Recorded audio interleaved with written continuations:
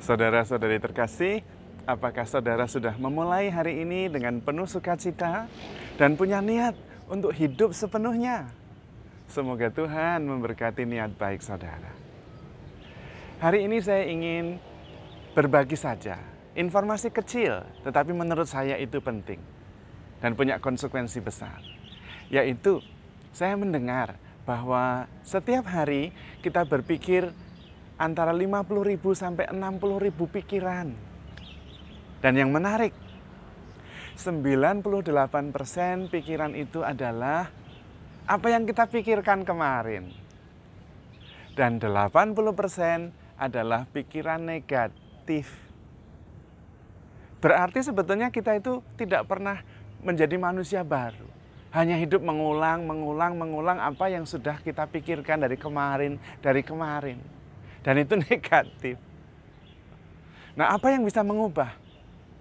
Yang mengubah ternyata adalah cinta, kasih. Mengapa? Karena kita sebetulnya lahir dari cinta, dari kasih orang tua. Dan ketika kita lahir menjadi bayi mungil, kita itu selalu dilingkupi oleh cinta kasih. Digendong, dipeluk-peluk, disayang-sayang, menjadi pusat perhatian. Dan kita sepenuhnya bertumbuh menjadi pribadi baru setiap hari.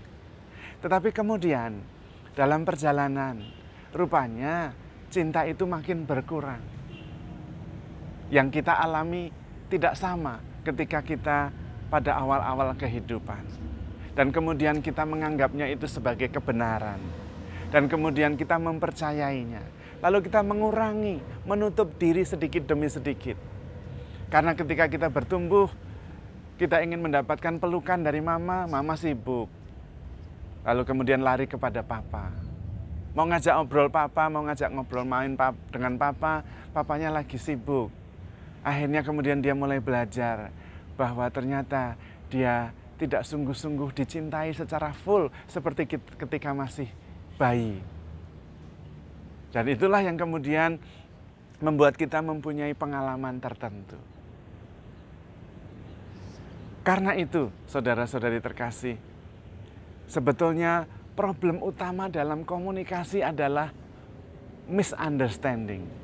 Dan solusi dari semua relasi kita adalah mengelola kemampuan mengelola salah paham. Karena setiap pribadi mempunyai pengalamannya sendiri.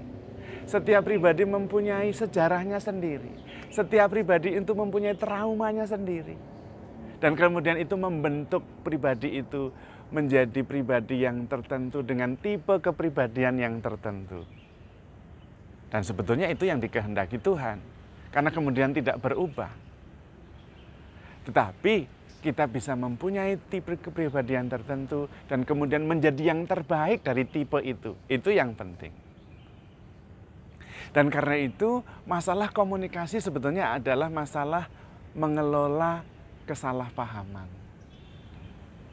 Yaitu dengan mencoba mencintai. Tetapi cinta bukan hanya dalam arti yang perasaan, bukan. Melainkan cinta dalam arti yang mendalam. Mengakui dan menerima bahwa saya itu unik. Punya sejarah sendiri, punya trauma sendiri, punya pengalaman sendiri. Yang kemudian itu menjadi pikiran saya sendiri. Dan kemudian dari pikiran-pikiran itu saya ulang setiap hari. Dan kemudian itu menjadi keyakinan. Maka saya bertindak berdasarkan keyakinan saya. Dan itu berarti orang lain juga sama seperti itu. Karena itu mengharapkan bahwa perasaan saya sama, pikiran saya sama dengan orang lain. Atau mengharapkan orang lain itu mengerti pikiran saya, merasa seperti saya rasakan. Itu adalah kesalahpahaman. Justru yang penting dari kita adalah menerima diri apa adanya.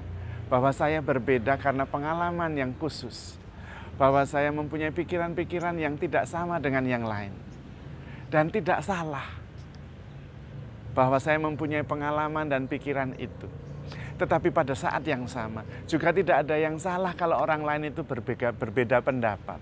Tidak ada yang salah kalau orang lain itu mempunyai pengalaman yang berbeda. Karena itu adalah sebuah kenyataan. Yang salah adalah ketika kita menilai orang lain seperti yang saya rasakan. Menilai orang lain seperti yang kita pikirkan. Nah, di situ keliru. Karena masing-masing berbeda. Lalu bagaimana caranya supaya salah paham tidak terjadi? Menerima perbedaan dan menganggapnya bukan masalah. Bahwa berbeda itu tidak masalah. Dan kemudian menerimanya dan tidak menghakimi. Menghakimi itu pasti keliru. Mengatakan bahwa suami saya itu cuek sekali, tidak peduli. Keliru. Karena itu menurut pikiran saya, menurut pengalaman saya. Tetapi bagi yang saya hakimi, mungkin tidak sama sekali. Karena memang itu berdasarkan pengalamannya sendiri, berdasarkan pikirannya sendiri. Dan bagi saya tidak masalah. Maka orang lain bersikap seperti apa, sebetulnya tidak masalah kalau kita tidak mempermasalahkannya. Masalah itu muncul kalau kita mempermasalahkannya dan membandingkan serta menilai berdasarkan yang saya yakini. Maka penting sekali supaya kita tidak salah paham, menerima kenyataan bahwa memang orang lain berbeda dengan saya. Caranya supaya kita bisa tidak salah paham adalah menyamakan paham. Caranya bagaimana? Dialog. Yaitu dengan mengungkapkan perasaan, mengungkapkan pikiran yang saya pikirkan, dan menceritakan pengalaman yang saya alami. Dan itu tidak pernah salah, karena itu pengalaman saya, itu perasaan saya, itu pikiran saya. Sama juga berarti orang lain kalau sedang mengungkapkan perasaannya, mengungkapkan pikirannya, mengungkapkan pengalamannya, tidak ada yang salah. Yang salah adalah ketika kita tidak menerima itu dan menghakiminya, menilainya sebagai salah. Tetapi kalau itu kita terima sebagai pengalamannya, sebagai perasaannya, dan kita tidak mempermasalahkan karena memang itu pengalamannya, karena memang itu perasaannya, maka tidak masalah. Masalah ada kalau kita mempermasalahkan. Tetapi kalau kita menerimanya sebagai sebuah kenyataan, justru kita kemudian menjadi diperkaya. Karena pengalaman saya berbeda, perasaan saya berbeda dengan yang lain, maka ketika itu dibagikan, pengalaman saya menjadi utuh dan lengkap. Kita juga kemudian tidak mudah menghakimi, tidak mudah menilai orang lain baik atau buruk, tetapi bisa menghargai bahwa memang perbedaan itu dikehendaki Tuhan. Bayangkan kalau semua orang sama, hidup tidak menarik sama sekali. Kalau kita melukis, warnanya sama semua, tidak menarik sama sekali. Lukisan tidak terjadi. Justru lukisan itu indah kalau ada hitamnya, ada terangnya, ada hijaunya, ada birunya, ada macam-macam warna. Sama dengan kehidupan. Karena itu, masalah utama dalam komunikasi, bahkan masalah utama kita dalam hidup bersama sebetulnya hanya satu, yaitu mengelola salah paham. Karena memang masing-masing punya pengalaman yang berbeda. Suami istri pun juga begitu loh. Coba suami istri ngobrol setengah jam, oh seru itu.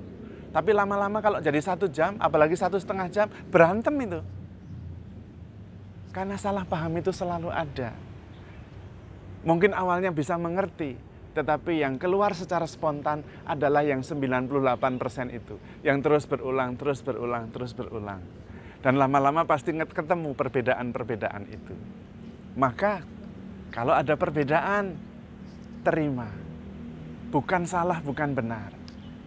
Kalau ada salah paham, kita harus menyamakan paham. Mengelola perbedaan, menerima perbedaan sebagai yang memperkaya. Dan justru mempererat relasi kita. Tidak salah kalau Yesus kemudian meminta kita supaya hidup berdasarkan kasih. Bahkan menjadi perintah. Kasihilah sesamamu manusia seperti dirimu sendiri. Itu perintah, bukan option. Karena dengan kasih itulah kita bisa berubah. Tidak sekedar mengulang apa yang sudah kita yakini.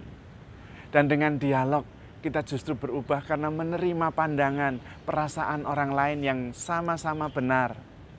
Yang tidak ada masalah dengan perbedaan. Maka mari kita belajar makin pandai mengelola salah paham. Supaya dalam hidup bersama kita menjadi lebih nyaman dan tentu lebih bahagia. Bisa menerima perbedaan itu indah sekali. Karena memang Tuhan sendiri menghendaki perbedaan. Supaya hidup kita menjadi lebih berwarna, lebih kaya, lebih bahagia juga. Tuhan memberkati.